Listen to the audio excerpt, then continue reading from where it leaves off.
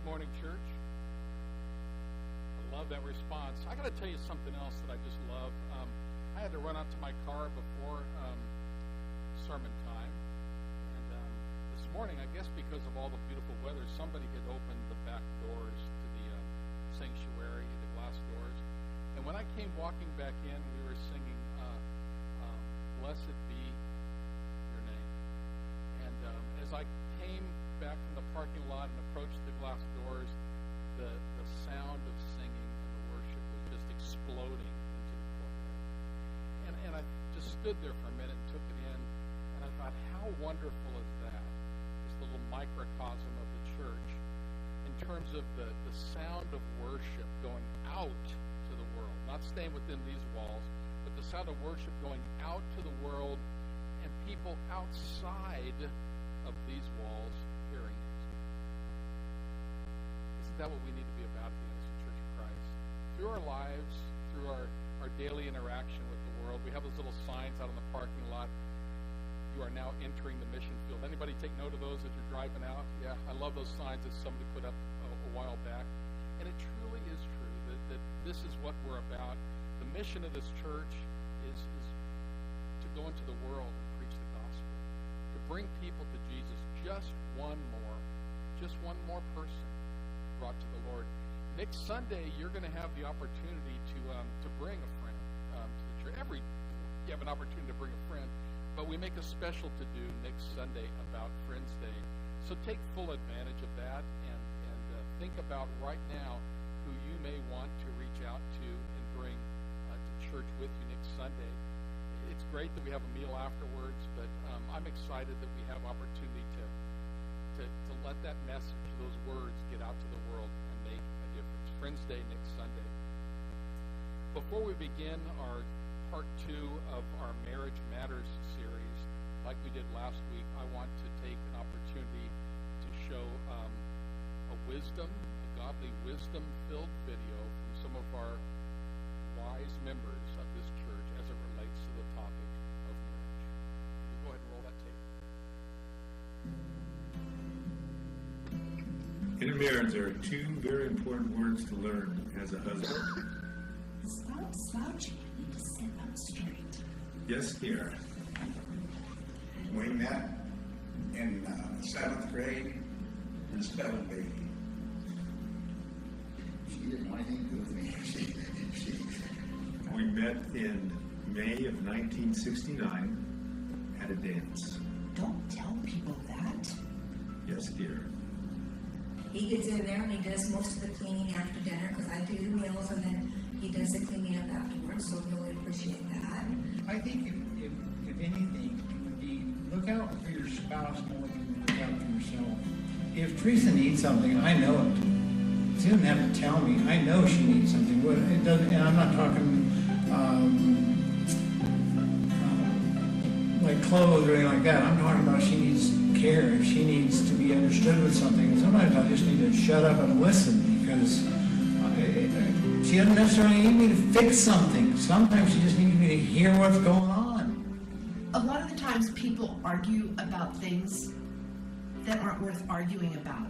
We're all entitled to our own opinions. And with the 2 of us, when Eddie's opinion doesn't agree with mine, I don't feel the urge to argue with him because he's entitled to his opinion and I'm entitled to mine. And why would you argue about another person's opinion? I think that's kind of important. Probably the most obvious thing and the most important thing would be to have God as the center of your relationship. Because if you both worship together and pray together and be together, it just brings you closer together. So that goes without saying that God is the centerpiece. But we laugh about stuff all the time. There isn't a day that goes by that we don't laugh about something in the morning and something in the evening. Well, I appreciate, and especially now that I'm retired, so I'm around the house a lot, I appreciate the effort it takes to plan a meal and cook it all the time. I'm retired, so I can kind of kick back. I'm thinking, she can't really retire from that. She always said that God made us for each other. He did. And He did. we kind of... What he excels in is something I can't handle, and vice versa, and together we make a perfect whole. She keeps our family tight, close, which is helpful. As we all know, the Bible teaches us that the husband is the head of the house. But we women know that we are the neck that turns it. Yes, dear. You're right. He always says, yes, dear. And we're still together. And you never put divorce in your category. Well, for me, I've been through, my mom had been married 4 times, and I told myself that when I get married, that's it. I will never, ever get a divorce. I won't even think of it. I won't even say anything about it. Very quiet, not fast to anger, and always puts his family first. And you just gotta keep God first. You gotta keep him in your family, and you have to lean on him, because that's what we did when we lost our son Raymond. We just had to lean on God. And that is tough on a marriage when you lose a child. Moments like that, you really know what God wants to do for sure. Yeah. Yes, There dear. you go. I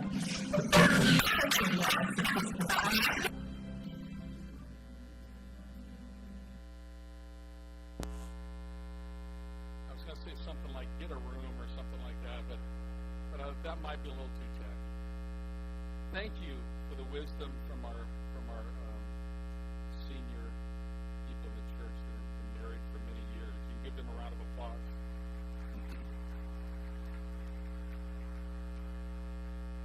Now keeping with the theme from last week, we share the senior wisdom, but I've also talked to some of the younger of our church membership. And here's what a few of our young people had to say.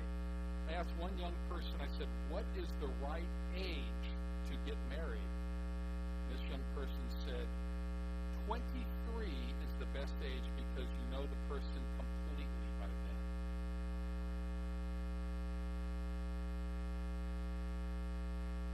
And then I asked, what do you think your mom and dad have in common? And this young person said, just like that, said, both of them don't want any more kids.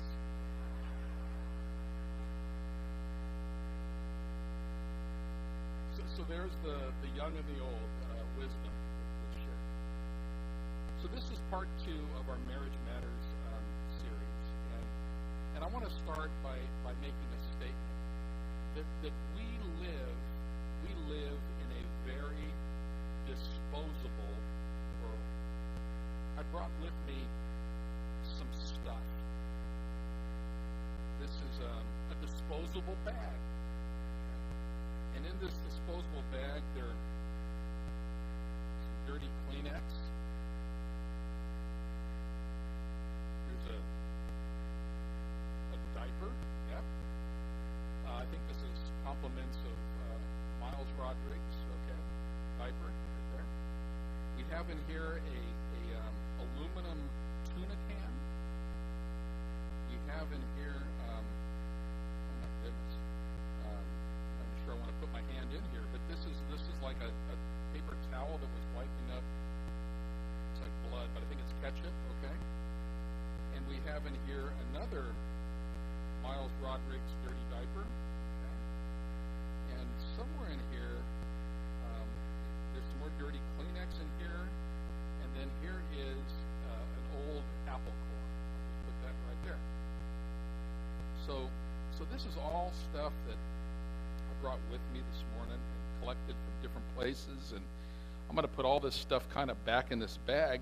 And then what I'm going to do after I put it back in the bag is I'm going to auction off this bag to anyone who would like to give me, and this has to be in cash because I don't take checks or Visa, $500. Anybody, $500 for this bag of stuff. $500. No, don't put your hand up because I'm going to bill you if you put your hand. $500. Who'll give me $500? Nope, nobody. $500. $250. $250 going once. $250. $100. $100. $100. $50. $50 going down to $20. Anybody? 20? 20? 10? 10? Any takers at 10? Bunch of good disposable stuff here. $10, $5, 2 dirty diapers in here. $1, a quarter. A quarter, a dime, 1 red cent. Anybody want to give me for this? No. Gone. Got another game I'm going to play with you. A little bit different game. This is a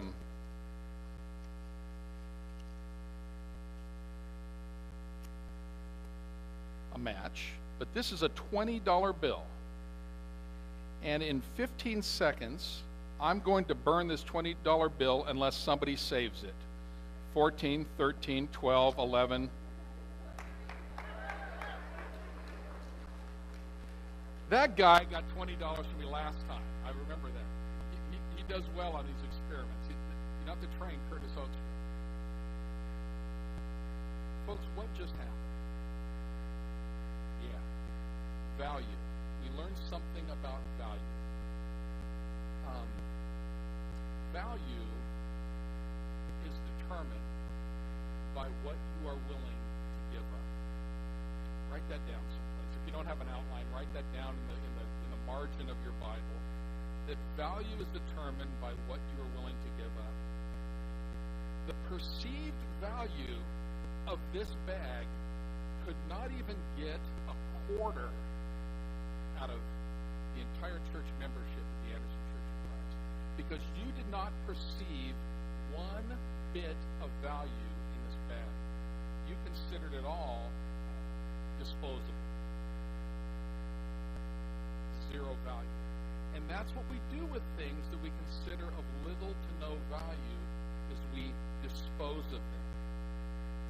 On the other hand, when Curtis Hoekstra, and probably many others of you that just didn't have the instincts that Curtis did, perceived value, and there was value in a $20 bill, you sprang into action before that $20 bill would go up into flames. When we value something, we make sure that which is valuable does not go up in flames. Now I'm going to show you a video. Eric, you can go ahead and cue up that video. But I'm going to show you a video. And before we actually push the play button, I'm going to give you a little backdrop to this video. This video that I'm going to show you is described as the greatest baseball play ever. Now, some of you may be thinking I'm going to show you like a walk-off home run in the bottom of the 9th inning of the 7th game of the World Series. That's not what you're going to see. Some of you may think that I'm going to show you a video of a third baseman who dives far to his right and snags a ball that otherwise would have been a double down the left field line. That's not what I'm going to show you. I'm going to show you now the greatest, arguably, the greatest play in all of baseball history. Let's go ahead and roll the tape.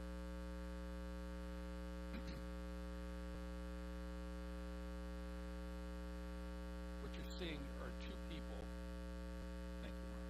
What you're seeing are two people that tried to burn the American flag in right field at a Los Angeles Dodgers baseball game. And Rick Mundy, who was playing right field at the time, sprung into action and stole that flag from the people that were going to burn it.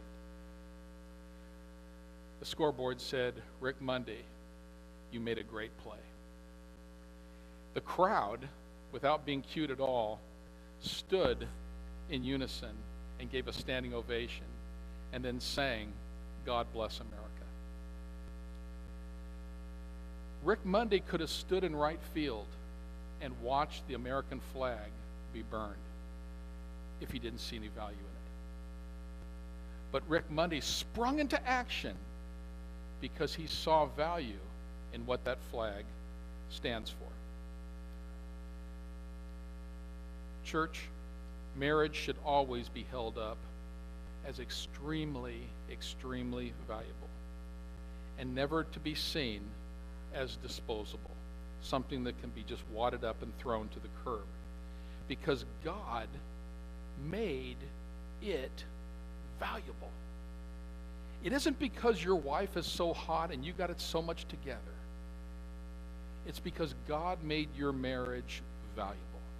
In Ephesians, the 5th chapter, verse 25, Scripture says, "Husbands, Love your wives, just as Christ loved the church and gave himself up for her. You see, in this simple verse, Ephesians 5:25, the Apostle Paul is saying to us husbands, let me tell you what the value is of your marriage. Your marriage is so valuable. It is what caused my son to die on a cross for a church. He says, in the same way that Christ loved the church, husbands, love your wives that way. That's the value. That's the level of value that we need to see in our marriages. Remember, value is determined by what you are willing to give up. Christ valued the church so highly that he was willing to give up his life for it. That's a high value. So husbands,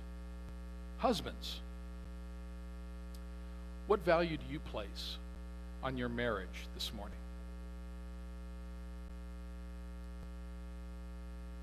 Is it borderline disposable? Is it something that you could just kind of take or leave?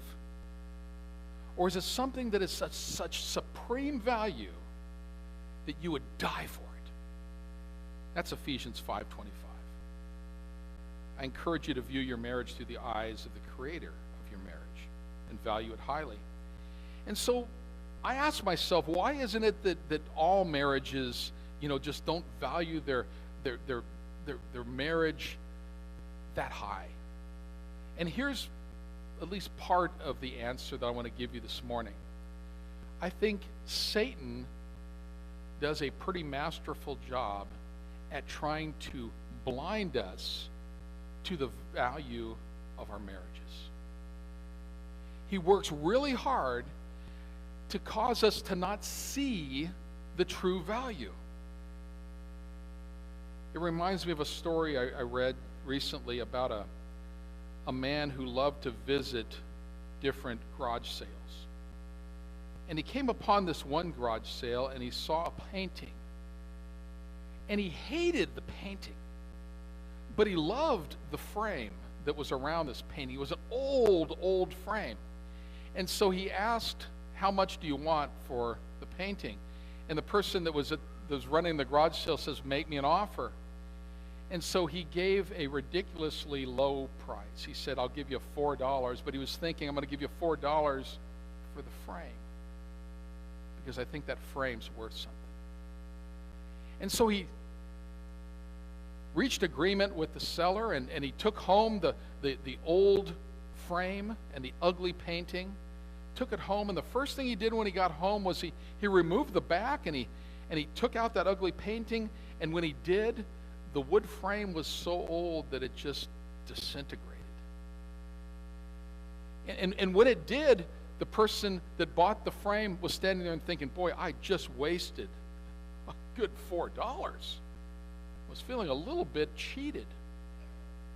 And then he looked behind the painting, and true story, behind the painting was an authentic copy of the Declaration of Independence, folded up on original parchment and tucked into an envelope.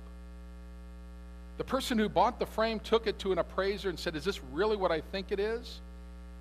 And the appraiser said, oh yeah. And he was surprised to hear that the value was in excess of $1 million.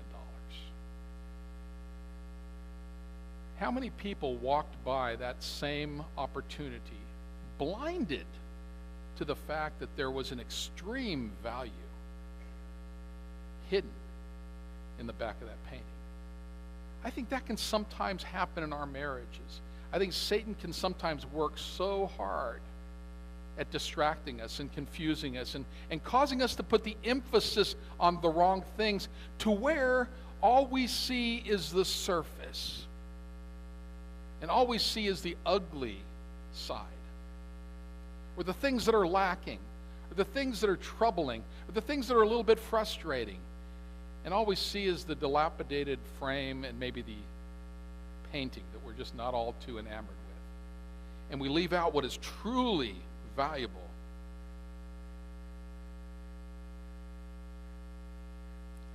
Is it possible to get in that marriage mode and just look at the surface of our own marriage and not see the deep value as God sees the value? If we're not careful, we can become blinded as to how precious our spouses truly are. So during the rest of our teaching time this morning, I want to focus on one specific way in which we can become blinded to the blessings in our marriage. We can become blinded by being led solely by our feelings. Let me say that again. We can become blinded by being led solely by our feelings. There's never been a single marriage that I've had the opportunity to officiate at where the feelings during the marriage ceremony weren't running like sky high. I mean, the husband is excited, the bride-to-be is excited, the groomsmen are excited, the bridesmaids are excited, the ring bearer and the flower girl, everybody's excited. But one of the things I talk to every couple that's on the verge of being married in our pre-marriage counseling about is I talk about how after every wedding truly comes a marriage. And at the wedding, excitement is sky high. But after the wedding, we come to realities and we deal with feelings. We deal with disappointments. We deal with high highs and we deal with low lows. And after every euphoric wedding comes a marriage that's full of all of that stuff. High highs and low lows. And I asked the question this morning, what does one do when their marriage experiences the doldrums? What happens when it seems like you've lost that love and feeling, like the Righteous Brothers would sing about, or maybe even put a little bit more bluntly, what do you do when marriage does not feel good anymore? What do you do when the feelings may not be there?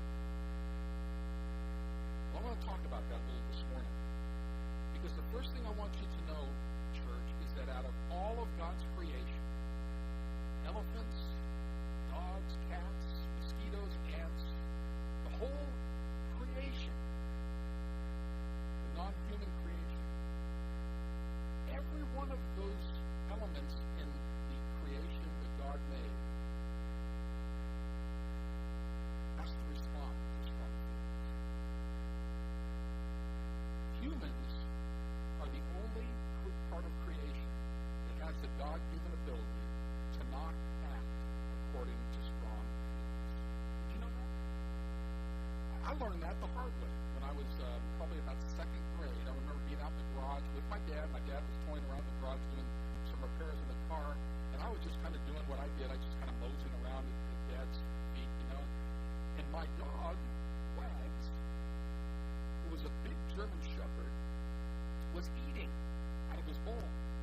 And I just decided to do what I typically did sometimes. I went around, and as Wags was eating, I went around and I reached into his bowl to pull out 2 little nuggets of dog food. And when I did, Wags turned on me. My dog, who I just loved and he loved me, Wags turned on me and in one swift motion pushed me back with a paw and was on top of me and was scratching at my chest before my dad could turn around and get control of Wags and get him off. And had Dad not been there, who knows what would happen. I want to tell you something. Wags did that because Wags is not a human being. What Wags was doing was he was feeling something very strong. It had to do with his food. And what I became was someone who was trying to take away his food. And the feelings inside of Wags was, I'm not going to let that happen. And he came at me. Folks, if you don't get anything else out of this sermon, this is what I want you to take away.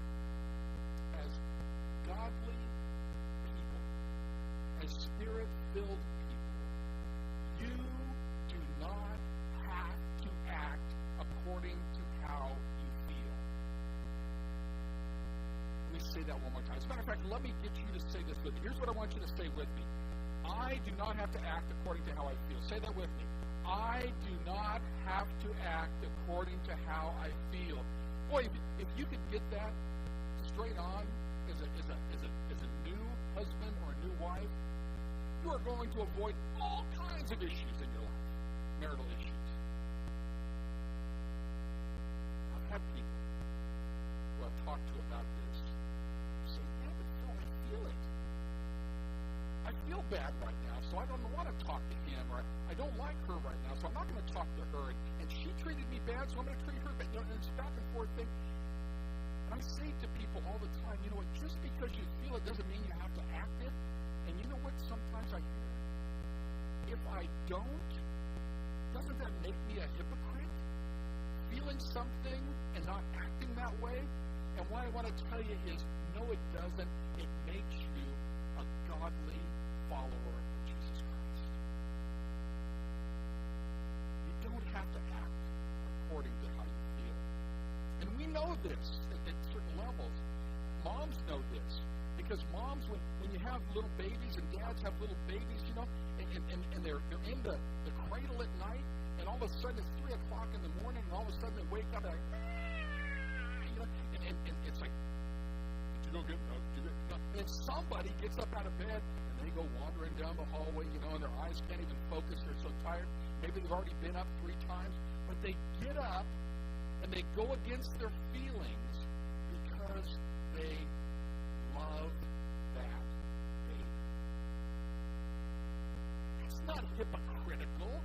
That's being a good mama or being a good daddy. So here's my question. Why can't we take that same mindset into adult marriage? And when somebody does something to us or against us that causes bad feelings, why can't we just do what we need to do in a godly fashion in response, even though our feelings are telling us something different? Allow me to share a doctrine from heaven. I feel it, so I need to act that way. That comes from the pit of hell. Live that way, and you know who you're living like? You're living like a dog. That's what dogs do. When dogs have a sexual urge, it doesn't matter who they're married to, they just go after it. When dogs feel somebody's threatening their food bowl, they come after them. That's what dogs do. But God calls us to live in a spirit-led fashion as spouses. Jesus would reinforce this lifestyle in Matthew, the 5th chapter, verse 39. He said these words. This doesn't apply just to marriage. It applies to life in general. It says, if anyone slaps you on the right cheek, turn to them the other cheek also. My encouragement, church, in your marriages is to don't just apply this to a stranger. Apply this Jesus-taught philosophy to your spouse. If your spouse hurts you, turn your cheek and let them hurt the other side. When your spouse does not treat you with respect, show respect in return. When your spouse is not spiritually encouraging, stay devoted to God. When your spouse is not meeting your sexual needs, remain faithful. When your spouse is not the best money manager, continue to financially manage to the best of your ability. When your spouse loses his or her temper, remain calm. Don't reciprocate, but turn the other cheek.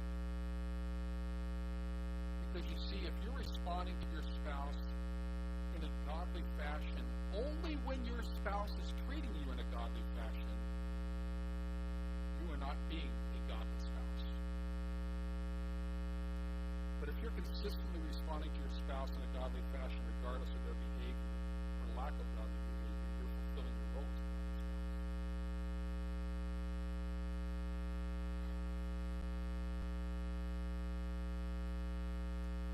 Let's talk about maturity.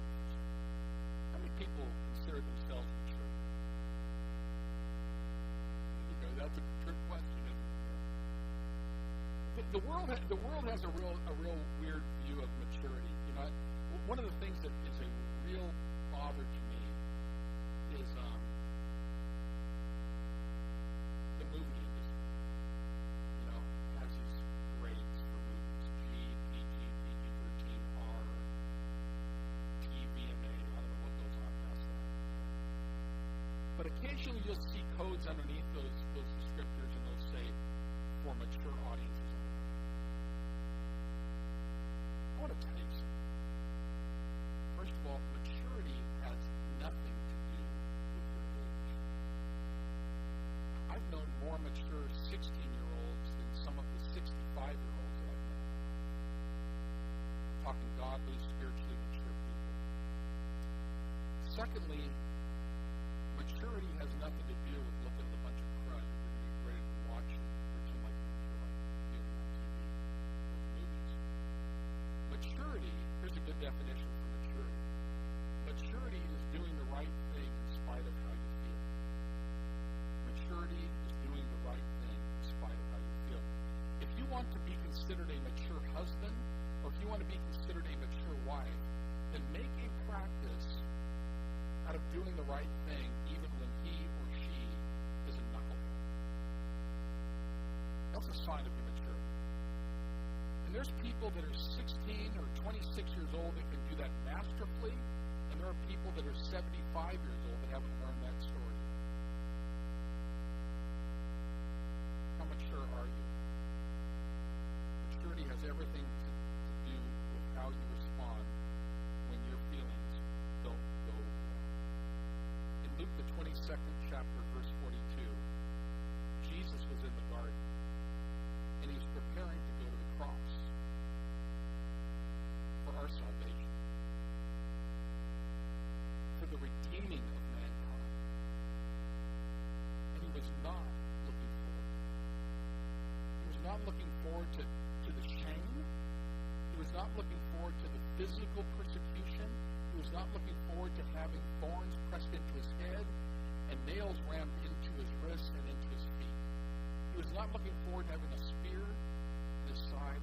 But most of all, he was not looking forward to representing every sin that was ever initiated by mankind, and every sin that would ever be initiated by mankind, and representing every one of those sins on the cross before his Father. Knowing that his Father could look upon him as the entirety of sin, he was not looking forward to distance between he and his Father's relationship. And he prayed that time in the garden. And in the end, what he prayed in Luke 22, verse 42, was, Father, if you are willing, take this cup.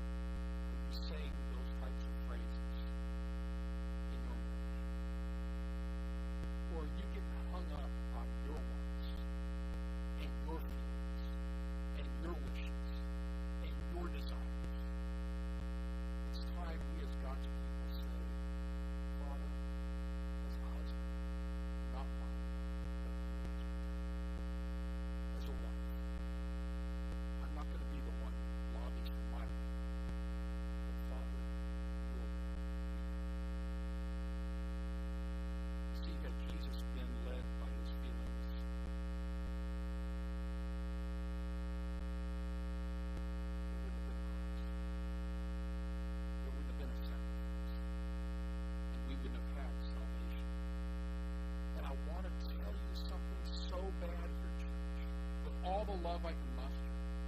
If you live according to your feelings and your marriage is based solely on your feelings, you won't have salvation in your marriage either.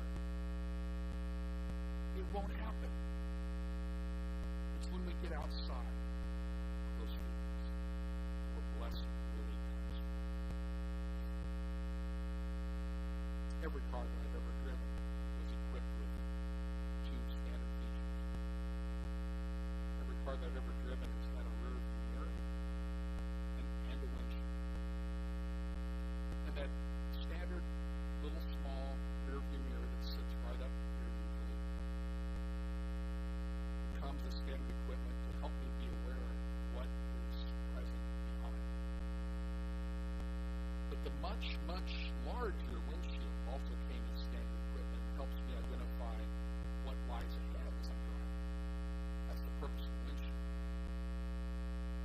My encouragement to all of you husbands and wives present this morning is to use the windshield in your marriage a lot more than you use your rear view mirror. Look ahead with optimism.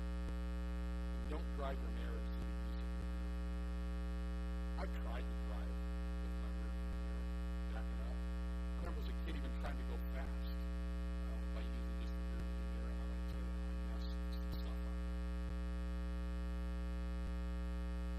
It's important to use the windshield of your marriage. I'm going to end with just a couple of thoughts. Did you get married? Did you get married because of your rear view mirror? I think a lot of us, if we're honest, would have said, hey, I never would have come to the stage, got married at the altar, unless there had been a good past. But I want to propose to you this morning that a wedding is not a celebration of a love past or a love found. Rather, a wedding and a marriage are meant to be celebrations of a love declared to last forever moving forward. Let me say that a little bit differently. Marriage is not a commitment-based rear-view mirror experience. Marriage is a commitment to build something beautiful as you look through the windshield. When we're at the altar of marriage, we're not saying, I love you and I will remain faithful to you because of all of your past. Marriage says, I love you and I promise to remain faithful to you for all of the future. A future that will consist, and I'll guarantee you, of great highs and great lows. But I'm going to encourage you to truly let Him lead you in your marriage. I can remember a time when I was driving one of my first cars. I was actually on a date. And I got the car a little bit off the road. We got into some loose dirt. The car got high-centered. And the wheels just kept spinning. And I thought, oh, no, this is bad. This was long before cell phone time.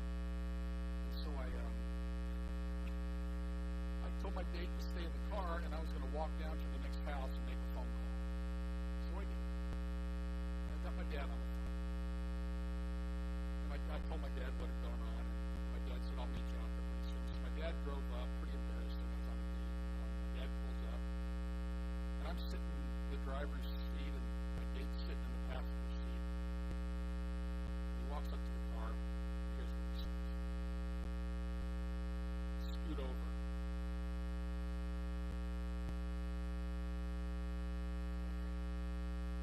And Dad, through some magic of his own, had a way of giving the car a little bit of gas, turning the wheel at the right time. He was able to navigate that car out of the loose dirt.